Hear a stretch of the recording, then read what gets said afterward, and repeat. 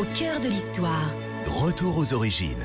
Et c'est une question de Pascal cet après-midi. Question posée sur le site internet d'Europe 1, europe1.fr. Et Pascal vous demande, Franck Ferrand, pourriez-vous expliquer l'origine du nom Montparnasse, le quartier de Paris ? Eh bien oui, donc on y reste à Montparnasse, qui aujourd'hui est un quartier bien sûr, mais aussi un boulevard, une gare, un cimetière, très important le cimetière Montparnasse, mais ce serait un autre sujet, une tour évidemment, ça on aimerait mieux l'oublier, et une rue. Le nom de Montparnasse, vous savez ce que c'est que le Montparnasse, hein, déjà c'était évidemment le lieu de résidence des muses dans la mythologie grecque.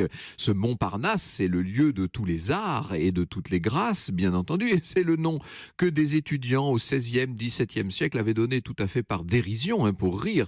Ils avaient donné ce nom à une sorte d'énorme tas de gravats qui provenaient du creusement des catacombes, parce qu'à l'époque on était dans ce quartier justement tout à fait au sud de Paris, on était loin de la ville elle-même, on était en train de creuser les carrières, vous savez, et on sortait des gravats, donc ça faisait une sorte de colline, et cette colline avait été surnommée par les étudiants le Montparnasse. Voilà l'origine du nom du quartier.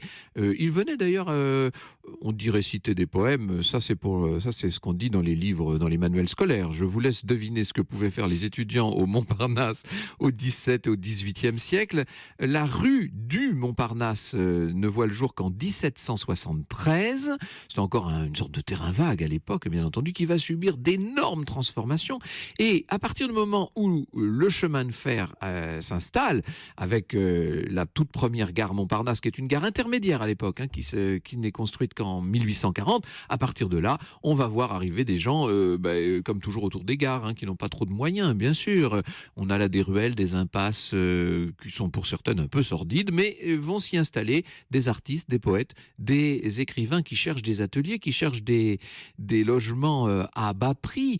La rue de Montparnasse, la rue de la Gaîté et la rue de l'Ambre, tous ces noms font rêver, bien entendu, constituait au tournant de 1900 ce qu'on appelait le triangle des saltimbanques. Alors le quartier va évoluer, on l'a vu, il va se hérisser d'enseignes électriques, les premières qu'on ait vues en France dès le début des années 1920, et puis petit à petit il va un petit peu dégénérer le quartier, il faut le dire. Il est devenu de plus en plus bourgeois, de plus en plus résidentiel. Aujourd'hui c'est extrêmement chic, bien sûr, et la gare Montparnasse est totalement refaite à partir de 1960. Elle a été reconstruite à ma connaissance au moins 3 fois.